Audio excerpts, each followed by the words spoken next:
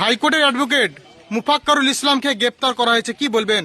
দেখুন, এটা আমি বলবো না, পশ্চিমবঙ্গের মুসলমানরা তারা যদি ঠিক তাদের ঘাড়ে কেরাবিন কেতাবিন বলে দুটো ফেরেশতা থাকে, তারাই বিচার করবে মমতা ব্যানার্জির দ্বিচারিতা। আমাদের মুসলমানের ইউনিটিটা কমে গেছে, মুসলমানদের ইমান কমজোরি হয়ে গেছে।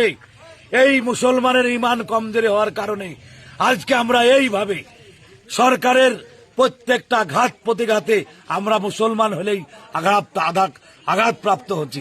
আজকে হাইকোর্টের উকিল মুফাক্কারুল ইসলাম একজন হাইকোর্টের অ্যাডভোকেট, উনি কি বলেছিলেন যে মুসলমানরা এবং যাদের ভোটার লিস্ট থেকে নাম কেটে বাদ গেছে তাদের ভোটার লিস্টের নাম না তোলা অব্দি আমরা এই আন্দোলন চালিয়ে যাব। এই কারণে উনি একটা আন্দোলন করেছিলেন।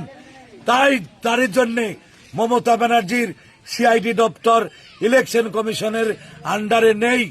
এই কারণে মমতা ব্যানার্জির প্রশাসনকে দিয়ে না পেরে সিআইডি দপ্তরের অফিসারকে দিয়ে আমার মুসলমান ভাই, আমার মুসলমান দরদি উকিল সাহেব অ্যারেস্ট করেছে।